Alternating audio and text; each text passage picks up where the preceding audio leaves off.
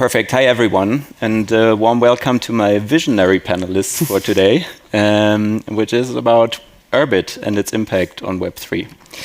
After the great talks we've heard before on Web3 in general and VC investing, I have to say I'm beyond excited to actually be on this panel with you and invite you in the audience to join me on my journey in actually understanding and delving deeper into this new beautiful piece of technology that has been built out over the last couple of years.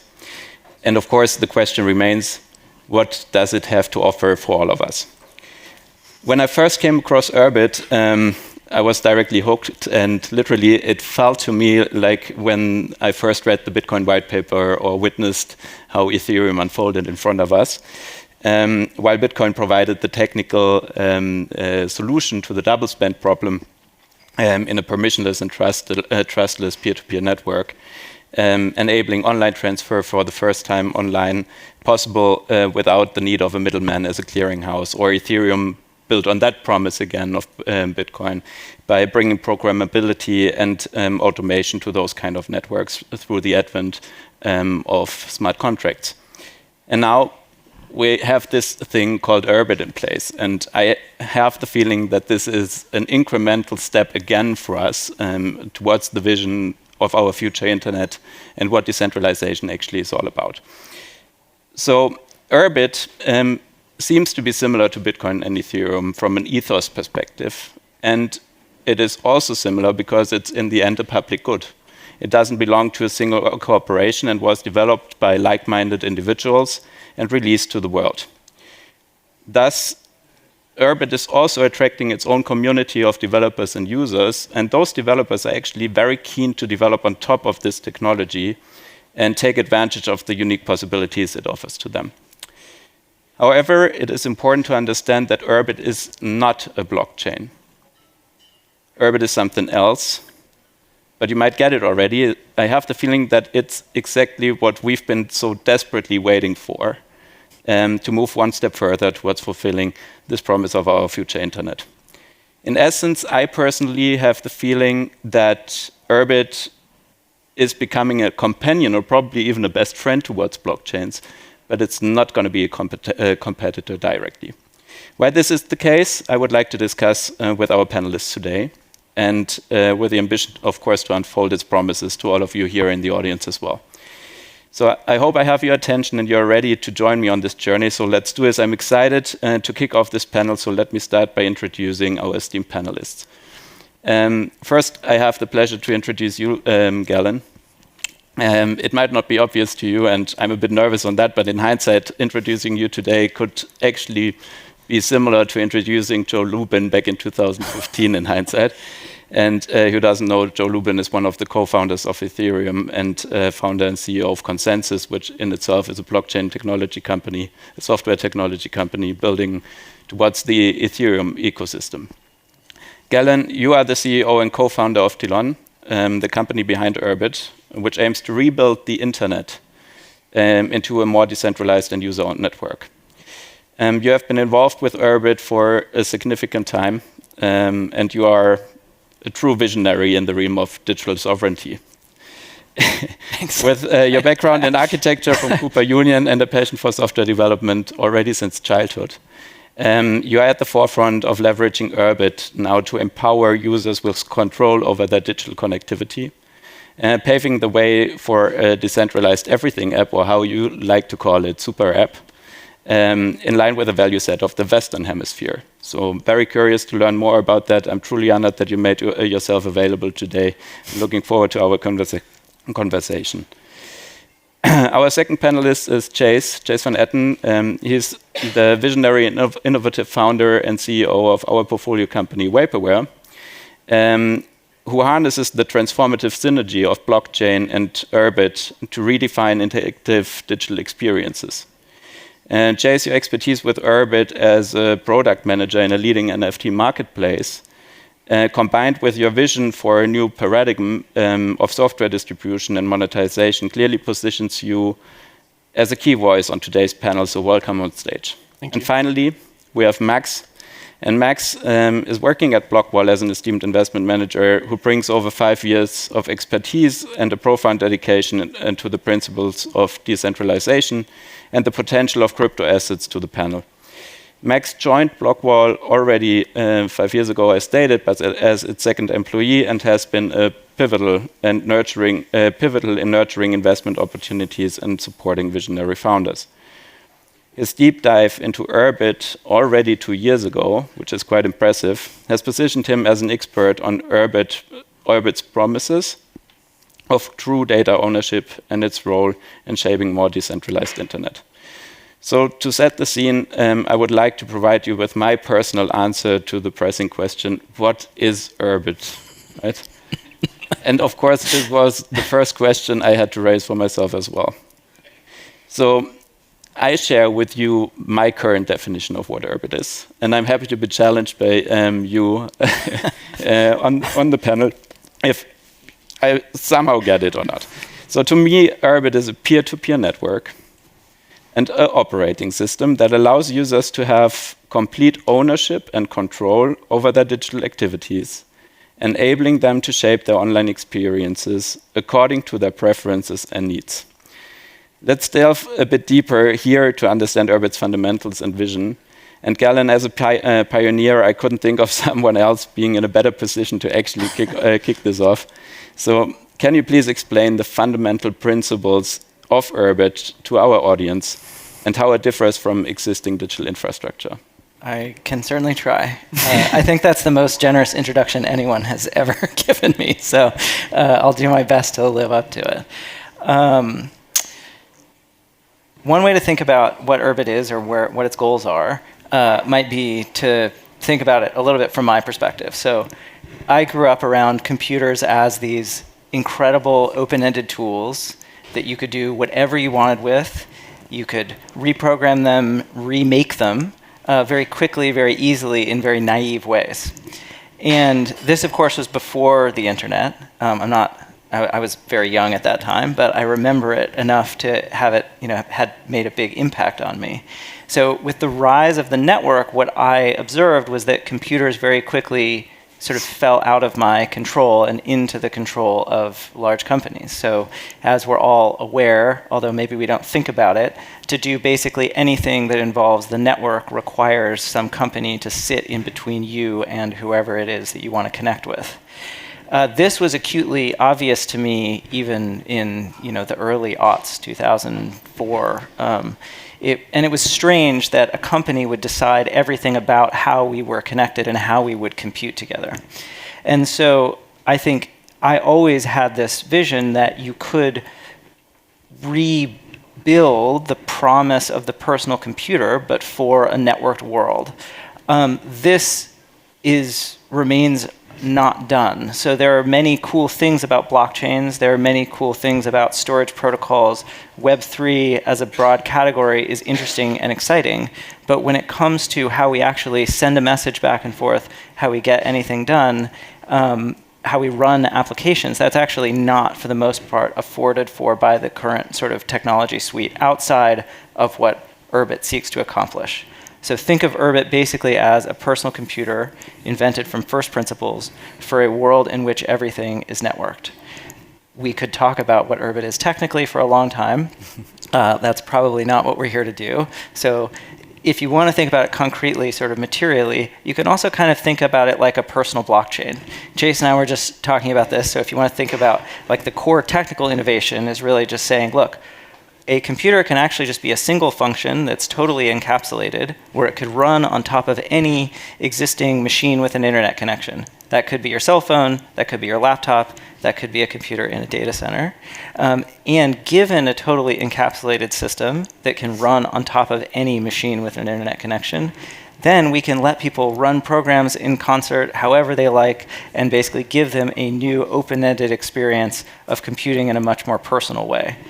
This, as you referenced, is a natural complement to all of the innovation that has happened in the world of sort of blockchains and Web3. So to give a simple example, even when it comes to moving cryptographic assets around, in many of the examples that have been given, remittances. Sounds great. We want to permissionlessly move money across borders. Well, to actually do that in practice with a blockchain, you have to go somewhere, probably an exchange, that is actually a server running somewhere. And so you have to use a company to do that. There is still a company between you and making a transaction on a blockchain. In an Urbit world, of course, you go to your Urbit node, which produces a transaction for you, which you sign and then send to a blockchain. In this case, that node could be running, like a company could run it on your behalf, you could run it at home, but you do in fact then have a totally permissionless way to interact with these protocols. So it's sort of a natural complement to this emerging ecosystem. From my perspective, I'm actually amazed that Web3 has made the progress that it has in the absence of something like Urbit. I feel like Web3 as it exists is sort of very corporate actually, but it could be much freer in a world where people can run their own computers. So I'll stop talking for the time being, but I think... Can I give that a shot as well? I have a slightly different take on what Urbit is. Sure, and it would also be great if you add to that in the sense of how did you actually get aware of Urbit and what in your prior career has actually moderated that a bit. There's this funny, like, reoccurring pattern that happens in technology innovation. And one case of this was with steam engines and later later versions of engines. So when engines were first invented, they were a purely industrial technology. They got installed in factories designed to produce one type of good, and there was only a single engine powering that factory. And the way that factories made use of this very large, complex industrial machine was they put sort of like crankshafts and pulleys all around the machine, which split it off into individual workstations. What they realized is that they could actually shrink down that same type of engine and install them at the individual benches for their workers. And this made it much more efficient, actually. Once you got to that point where you realized a single individual person could use this piece of technology, it took sort of a leap to get that into the hands of actual consumers and out of just the industrial use case. And what concretely for the engine that looked like is not using gasoline, not using steam, but refactoring it into a electric engine. And once that change in form factor of this core piece of technology was made, it was stable enough, it was easy enough, it was mature enough for an individual user to have in their washing machine, to have in their dryer, to run a microwave. So this is a pattern that then we saw play out with PCs. And the way that I view Urbit is that Urbit is a refactoring of the industrial scale cloud technology that we've built out over the last 20 years, such that a single user can reliably run one of these machines themselves. So the cloud servers have produced enormous value for the companies that are able to manage and control them. And Urbit is a reimagining of that piece of technology such that individual people can have access to that same set of tools. So how I came to find Urbit, I was working at an NFT marketplace. Are people comfortable with the term NFT? Is there anyone that doesn't? Is there anyone uncomfortable with the term NFT? Actually, can I just get a? I never like the term. Yeah. So, an NFT is a way that a blockchain allows you to represent ownership over some digital thing. And when we say digital thing, what we actually mean is a file of some sort. The NFT is recorded on a blockchain, so it can't be tampered with. And what it allows you to do is to say this identity on the blockchain owns this piece of data. Blockchains are really expensive. They can't store much data. The data they do store is basically just attributing different financial things happening within that ecosystem. But people want to own other kinds of digital assets. And so the NFT is almost like having a security code to a safe. And you need it's just the security code though, it's not the actual safe. And so what people have done is they've invented other ways of sort of storing data, actual safes, and they use these NFTs as basically permissioning mechanisms to gain access to whatever is inside that safe. The safes today suck. And this is what I discovered working at a marketplace selling different kinds of assets attached to NFTs. The safes basically come in two versions today. One, you can close the safe door and lock it up, but you have to trust a company to keep that safe protected for you. This is basically, you trust someone like Google or Dropbox to store that information for you. So if they go away, if their building burns down, the contents of that safe are destroyed as well. Or you can use some of these new decentralized systems, but their safes don't have doors. Everyone can actually just reach in and see what's inside your safe. And that's okay for things like artwork, which is what NFTs have become famous for. Because for artwork, in most cases anyway, you're okay if other people see it. It's just the fact that you own it is the special thing. And actually part of the joy of art is getting to share it with people. But a lot of data is not artwork. A lot of files are not artwork. And the thing that Urbit offers, this mode of sort of representing ownership of data, is a new way of storing data, a new way of storing software applications that is private to the individual user, but that can use all of the sort of monetization and distribution rails that blockchain has invented. So in many ways, Urbit is the missing infrastructure piece to allow us to do all the other kinds of transactions that we want to do with blockchains that blockchains aren't suited by themselves to complete. It was a long but very insightful journey that you took us upon. Max, I want you to step in here as well, because in the end, from our perspective as an investor, looking at the Web3 space, what Chase was just reflecting upon, right? The shortcomings we've identified in really having decentralized application possibilities in place, and how decentralized are we already on our way towards this future internet. This already moderated a bit our lookout for what other kind of technological approaches are followed in the market. And somehow it seems that this guided you also towards Urbit. So can you reflect a bit on that? Yeah, exactly. So what caught my attention is that it goes back to the example that Galen was already talking a little bit. If we use the example of Uniswap, which is a decentralized exchange. So if you want to buy any crypto-based asset, you go to Uniswap, you make a transaction, and then you actually own the asset in your wallet, right? So the transaction settles on-chain, meaning that because of the blockchain, the backend is fully decentralized and on-chain in that way. But the problem is you somehow need to talk to those smart contracts, right?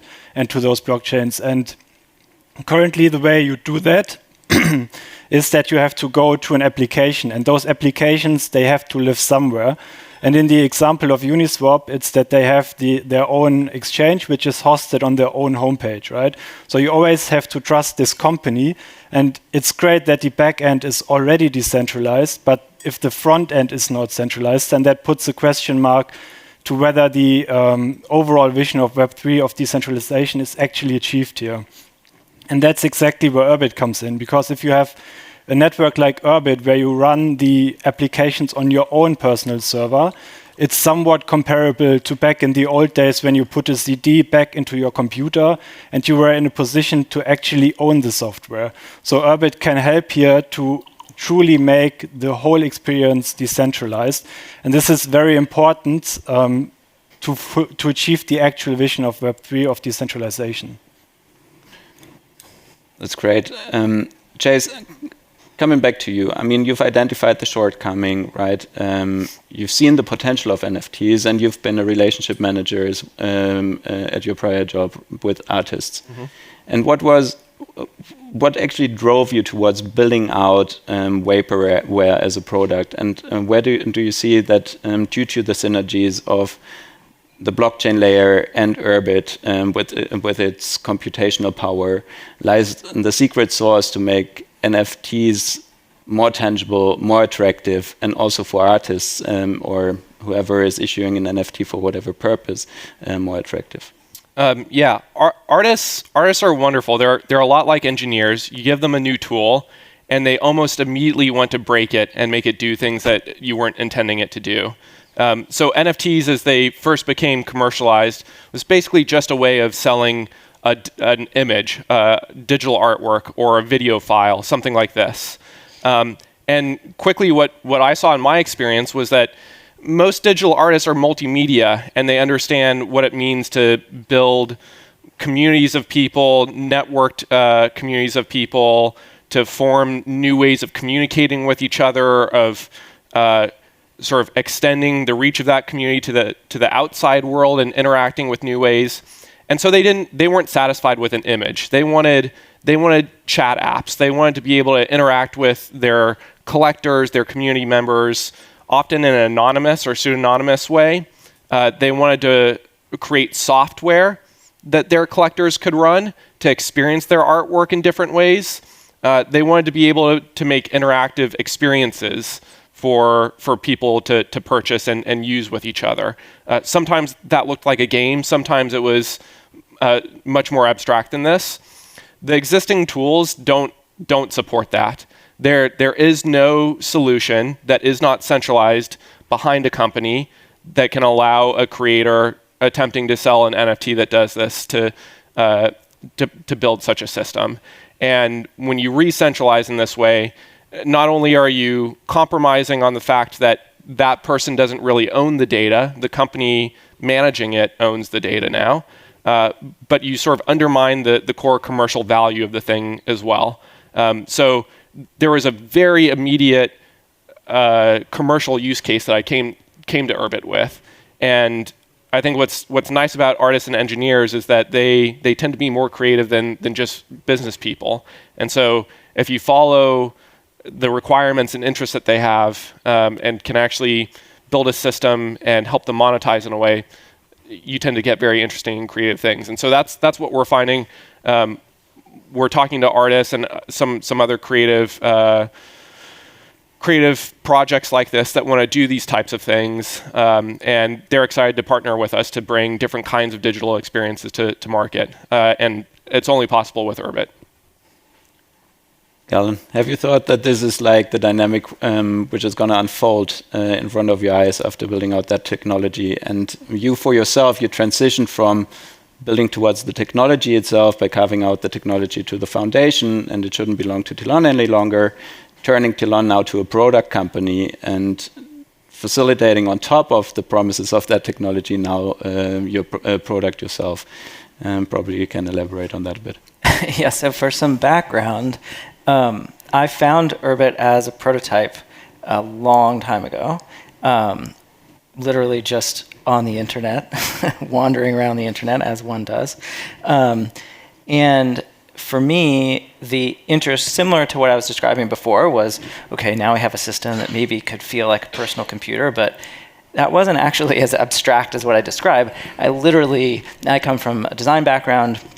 I like making things, and I wanted to use something that had that quality, and I wanted to be able to give other people something they could use that had that quality of both being very efficient and useful out of the box, but also very customizable. If you had told me in 2014, 2016, it's going to take you close to a decade to be able to truly contemplate doing such a thing, I really wonder what I would have said. It turns out that building system software is quite difficult, and the reality is we approach that challenge always with the goal of building products. The hope being, or the thinking being, that the impetus for a new system to come into existence has to be directed towards some use case. What can people actually do with this thing? And so that whole time, actually, we were solely focused on how can we make Urbit useful for ourselves. Actually, how can we make it an indispensable part of how we build the system? Can we make Urbit our primary communication tool?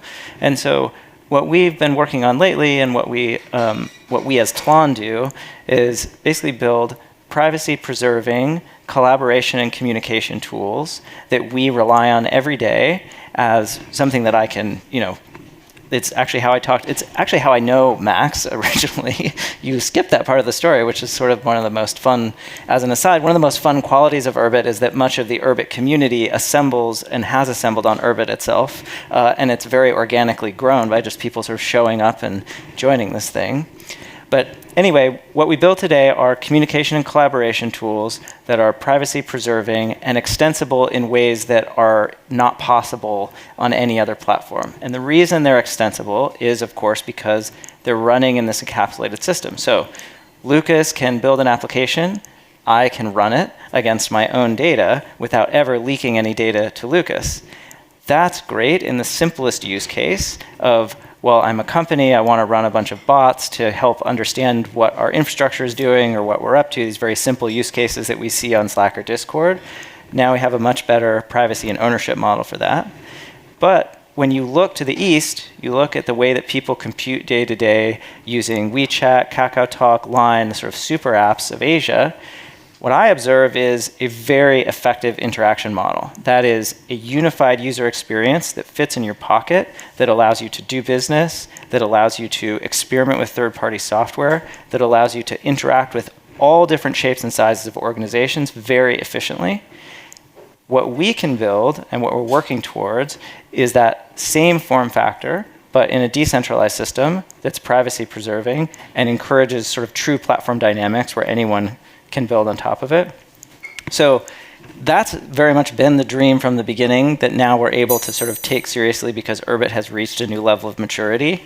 And seeing projects like Vaporware come up on top of Urbit is also been, I mean, the hope of building tools is that people will find, in the same way that you are excited by artists and engineers finding new use cases, seeing the Urbit community, branch off in all these new directions is like fantastically exciting. And in many ways, what we build, the tools that we build, aim to simply accelerate that process at a sort of finer granularity.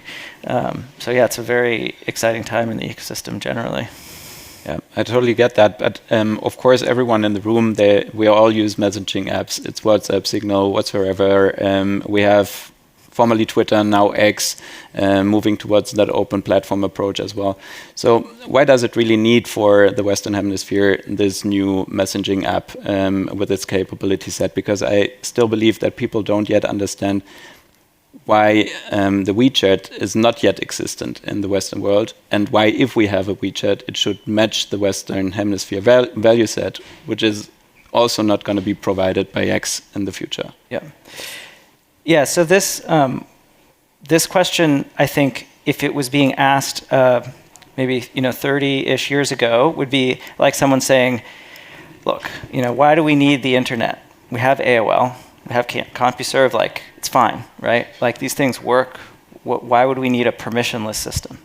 Not to make fun of you too much, but I think that yes, we have messaging, we have payments, we have, every possible, we have many imaginable sort of connected services. But what we don't have is the ability to very quickly hack and modify those things and bend them to our needs, both as users and definitely as developers.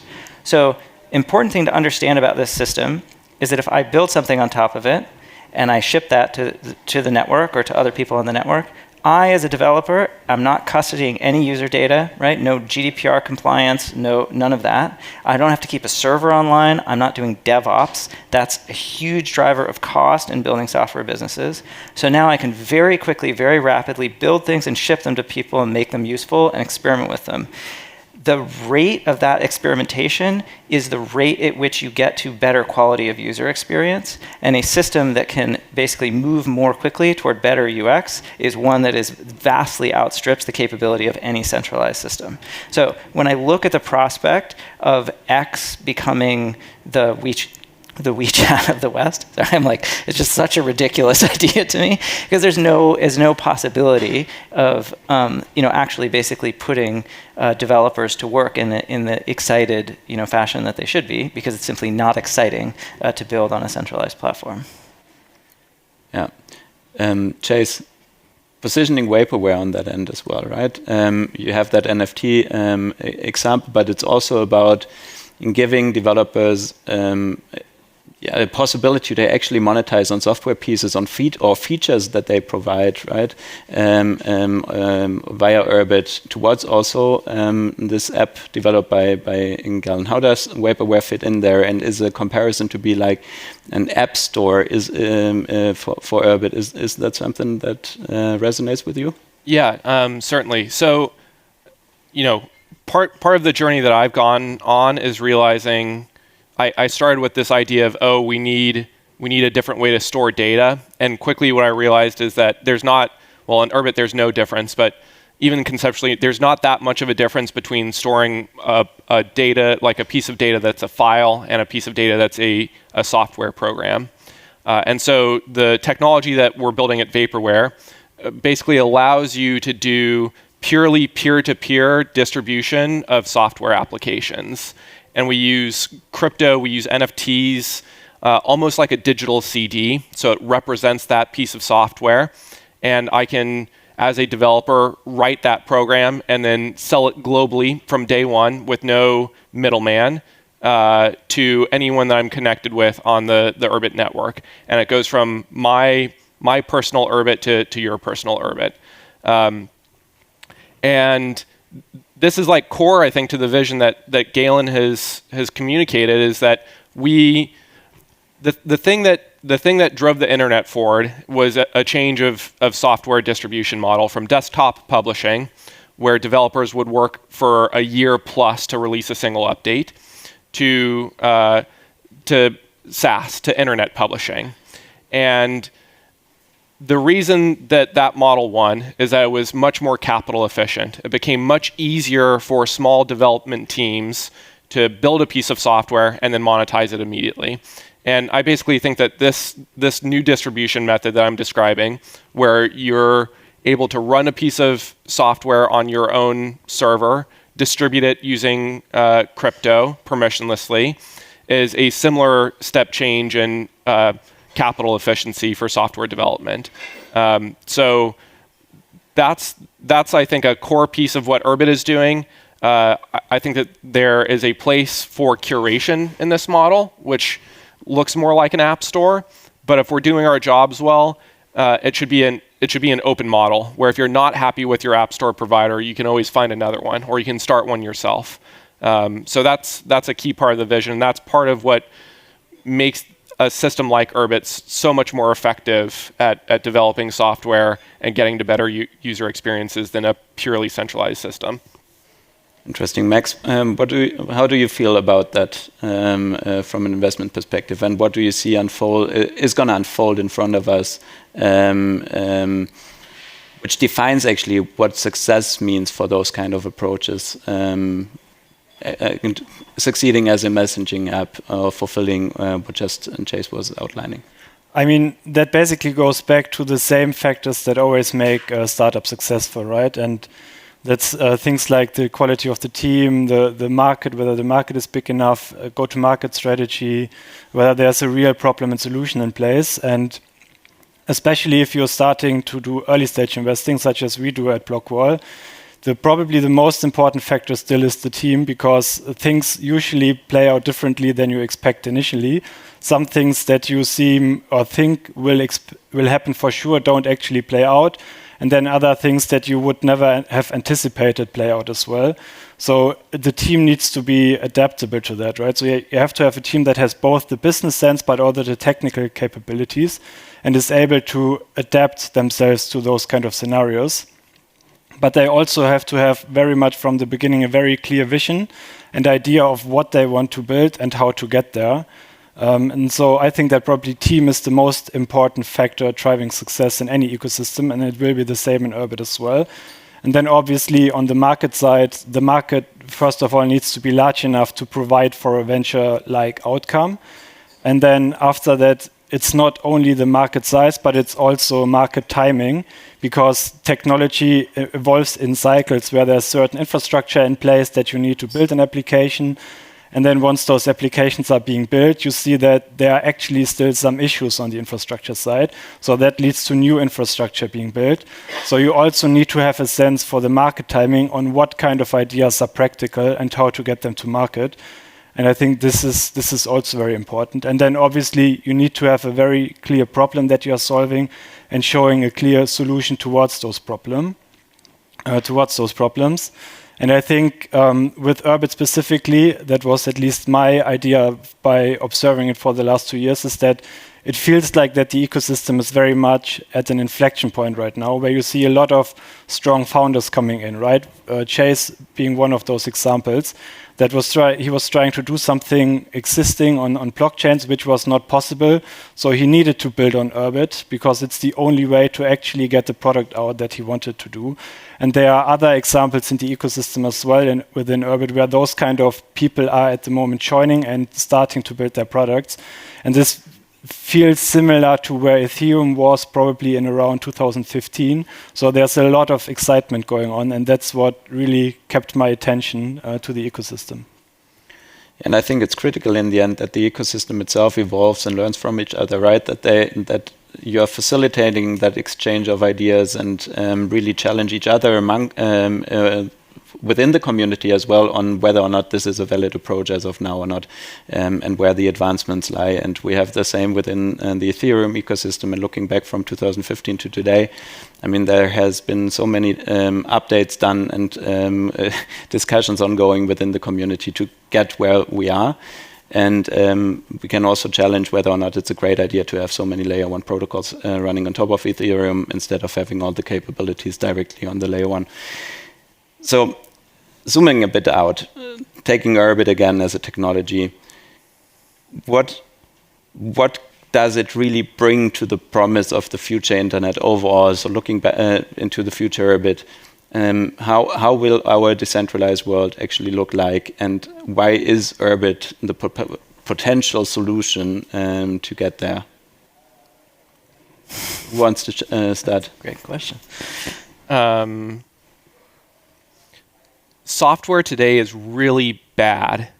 Like it's really quite bad. How many people have ever opened up an app that they've used and found buttons to be moved around? Have you all experienced the frustration there? It does not have to be that way. The promise of Urbit is that when you download a piece of software, it becomes like a tool for you that you can depend on. And in order to integrate software into our lives in a deeper way, these things have to become stable. Like your software tools that you're relying on have to feel more like a screwdriver or a hammer. You know it's not going to change if you put it away in the basement and come back to it in a month. That is part of the promise that Urbit is trying to deliver as a platform, and we're not there yet. That's one of the challenges that we have. Urbit is it's been a long-term project. It's become much more stable than it used to be. But this is a brand new kind of software that we're trying to invent. It has analogies to software running on blockchains, but it's not identical. And the way to develop that software, the way to make it stable, the way to allow developers to extend it beyond what the original sort of architect of it had imagined are all open questions for us. And there's been a lot of progress, but we're not there yet. And I think to sort of achieve the fully maximal version of Urbit and of Web3, that's one of the key problems that we have to solve over the coming years. There's many other things we could talk. I don't know, solid state subscriptions we could talk about. Probably not though. Yeah. I wouldn't go quite that deep. I mean, the original question was like, how sort of what does the future look like that we deliver, right? Like, what is it that's unlocked? So, I think on another panel earlier, someone asked, "Wait, why haven't you talked about?" I think you were asking how you haven't spoken about AI yet, which today it's like inexcusable. So it's easy to imagine, maybe naive. Way to imagine the future would be like the movie Her. So we all have a companion that we talk to that knows everything about us, that can complete actions on our behalf. That computers become like agents; they're like a friend of ours. We can see a preview of this. Obviously, so briefly, technically, right? You can imagine this as there's a model. And then, of course, there has to be a lot of information about you. And that could be very rich information, right? It could be your biometric data, your genomic data, where you live, where you've been, every conversation you've ever had.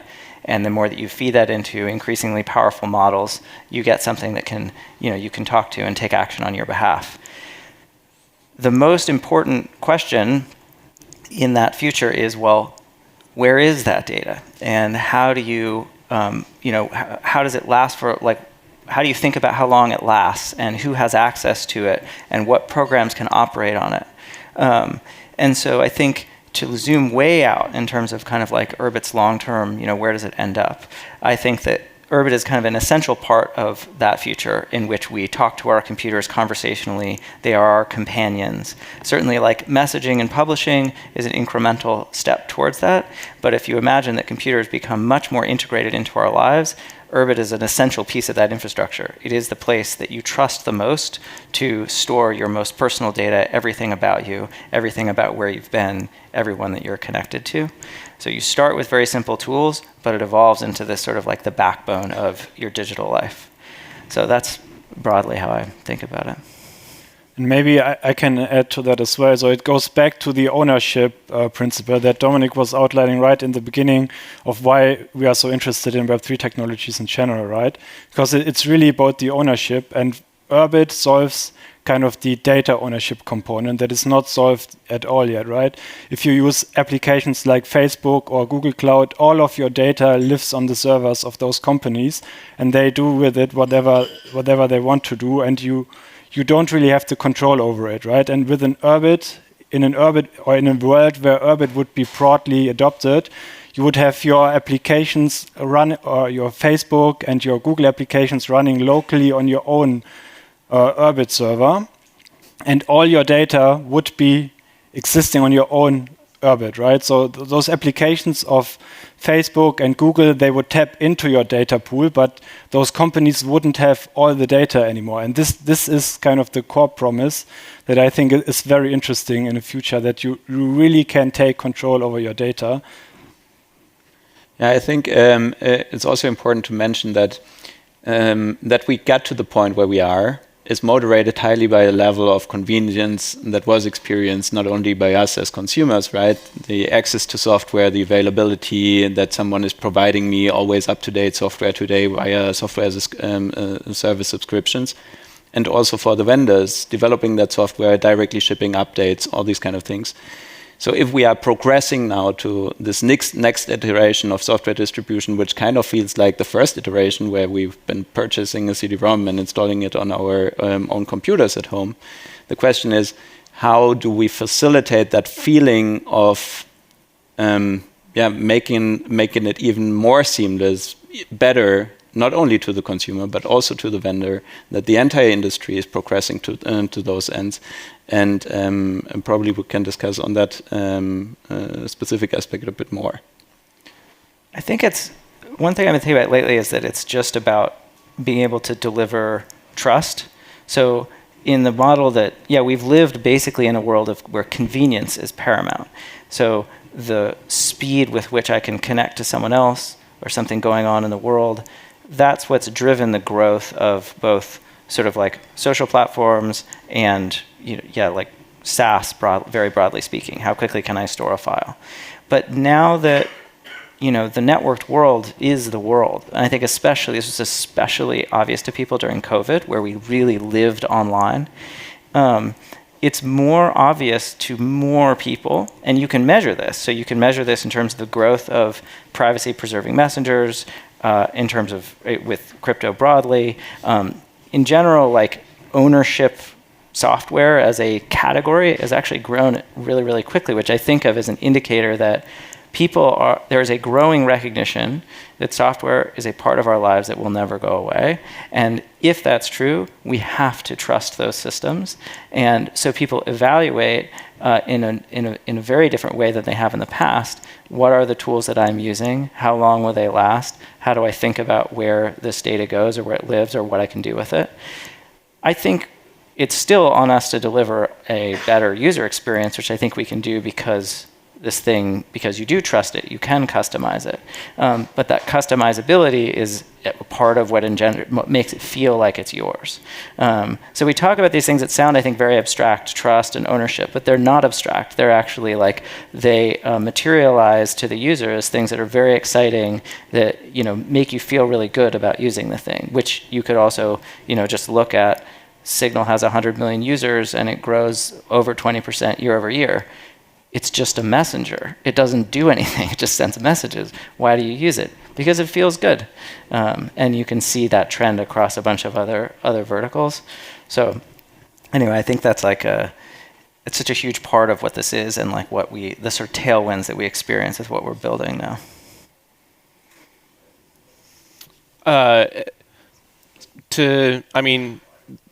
The history of using Urbit, getting onboarded to Urbit has been rocky, and Tlon has done an incredible job over the last year making this very easy. I think you can get onto Urbit in like 30 seconds now, like 30, 60, like it's as easy as any other service. I think the thing that we still need to deliver are categories of software that can't be delivered anywhere else. And for computer nerds, you get on Urbit now, and qualitatively, you feel this almost immediately. I've onboarded some of my friends who are engineers who come from a normal Web 2 background, and they are struck almost immediately by some sort of qualitative feel that interacting with people on Urbit has that it doesn't have on a larger platform.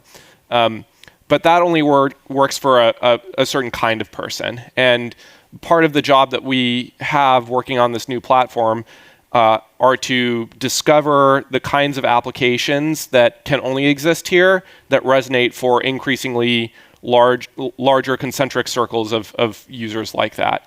And there are financial applications that I think fall into this bucket. There are like everything apps, chat apps that are richly integrated with your data that fall into this category. I think that we will discover more as we continue playing with it.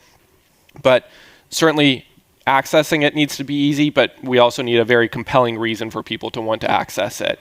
And we're just like getting started on building those kinds of applications. So I think that's the second piece there.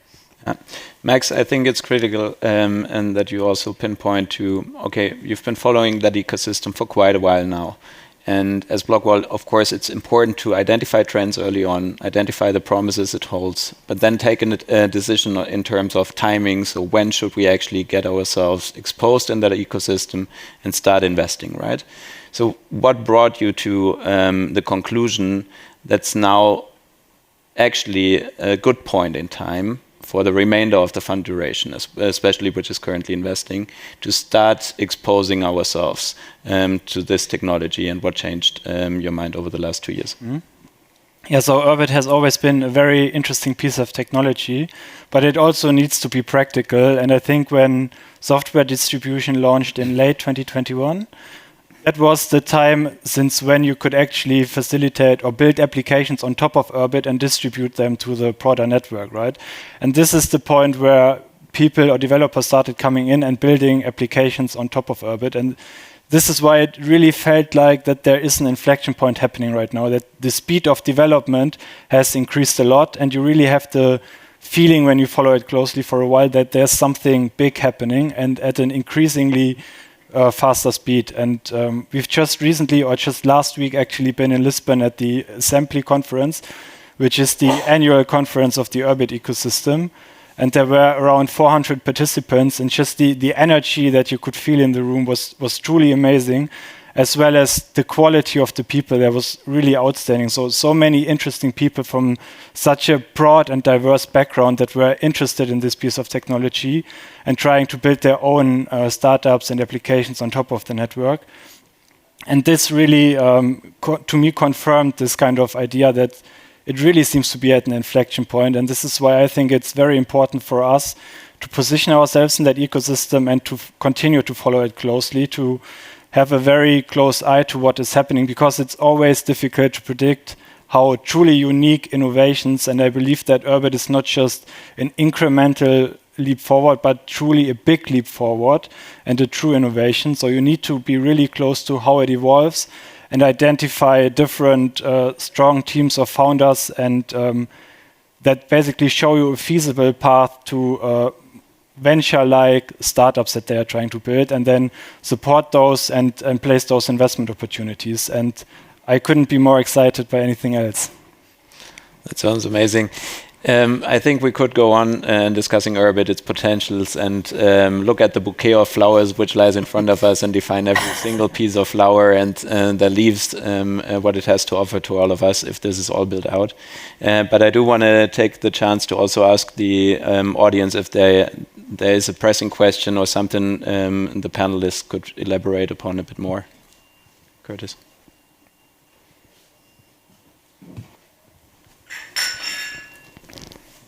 Thank you. It's concerning art NFTs. I read just recently that Sotheby's, together with Art Forum New York, and I think it was NYU, have come to the conclusion in a study that 90% of all art NFTs that have been sold in the past years are now down to the price of zero. I'd like a comment on that.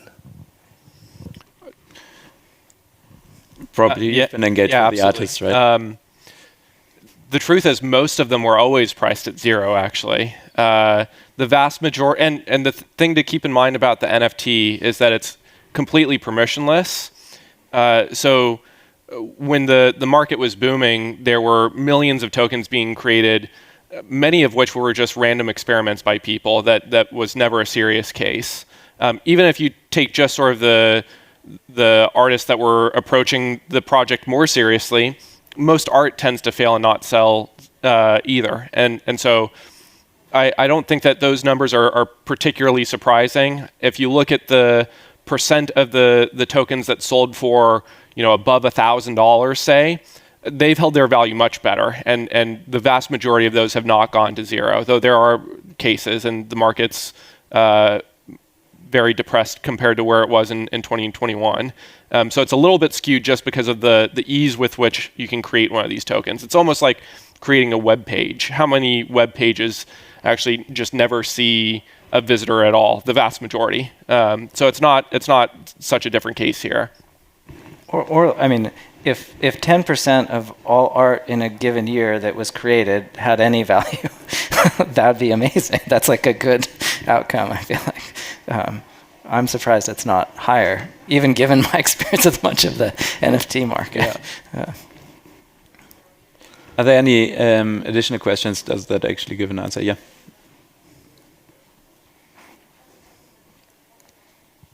I have a question to ownership.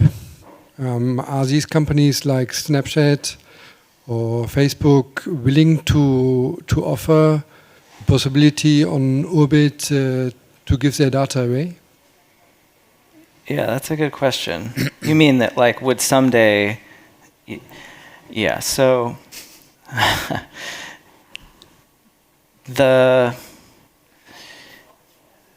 in theory, certainly you could. So we saw with Threads. So Facebook's like Twitter competitor. It's built in part on Mastodon, but the core protocol I can't remember. Anyway, yeah, ActivityPub. Thanks. And ActivityPub is federated, so it's not fully decentralized, but they do in fact use this protocol, right? So you can syndicate from Threads, which actually is very interesting, just in the fact that a giant company would decide to do that as a matter of practicality. So I think that platform, history doesn't repeat itself; it rhymes, and platform revolutions, I think, are the same. So if you look at, did DEC try to make PCs? Yes, but they generally didn't succeed at it. Actually, a lot of what they did, if I remember correctly, is they made software that they ended up shipping as the PC market exploded and the mainframe market collapsed. Similarly, AOL eventually capitulated by just integrating a web browser into AOL as they were, on the way down. So in In this case, it's a little bit different because certainly it would be permissionless. So if Facebook were to just say, you know what, hey, you can click a button, you can move your data over to your, just connect your Urbit node, move your data over and install the Facebook app. I mean, they could, yeah, you could do that. I wouldn't recommend they do it today, but I think it's totally possible. The interesting thing is the other thing that's possible is Urbit is also capable of connecting to any existing service in the same way that your browser is. So your Urbit could very well be scraping data back from services, not in a centralized scraping fashion, which is generally can be really problematic, but much more similar to the way that a client or a browser would.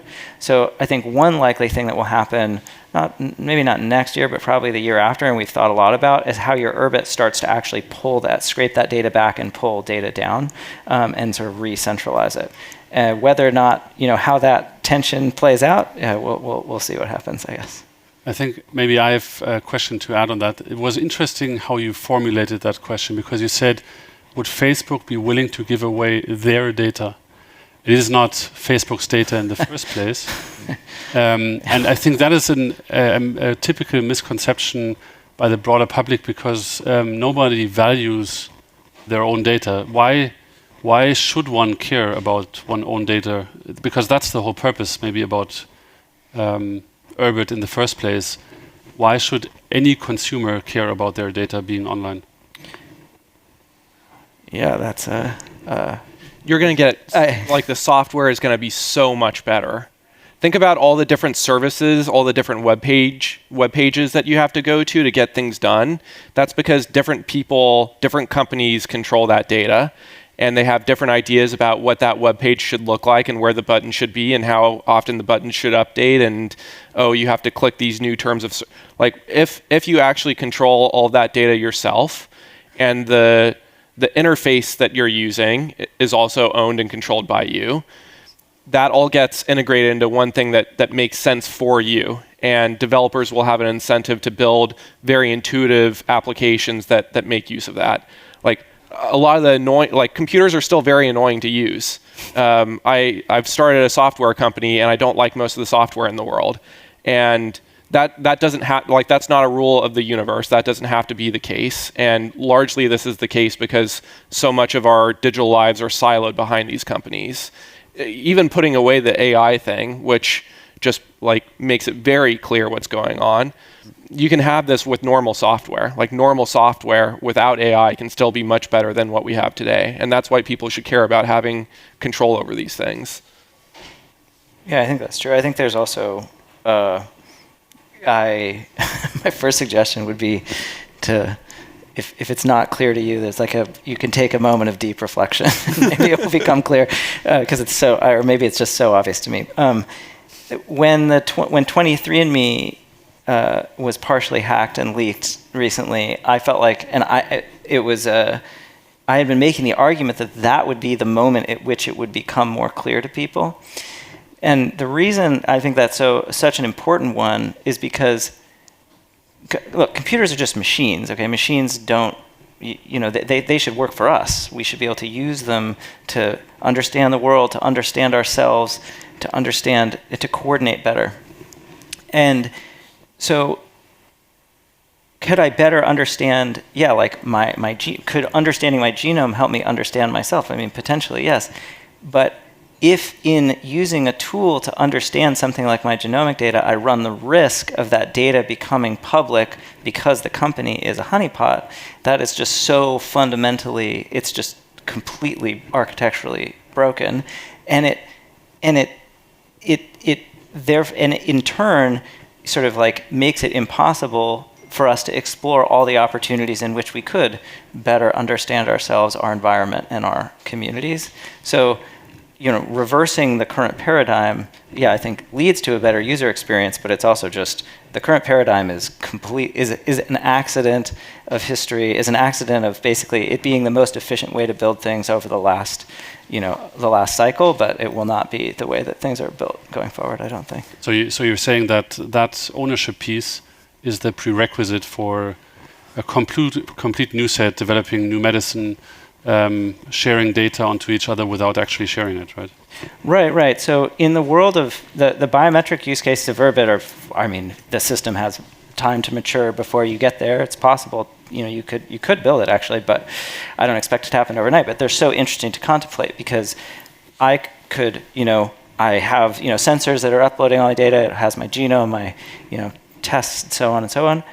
And then, you could have researchers send applications to you that analyze your personal information, either present it back to you or anonymize it and send it back to a researcher. There's so much that you can sort of both, learn about populations, learn about yourself, that in the current model, it's impossible. That's it.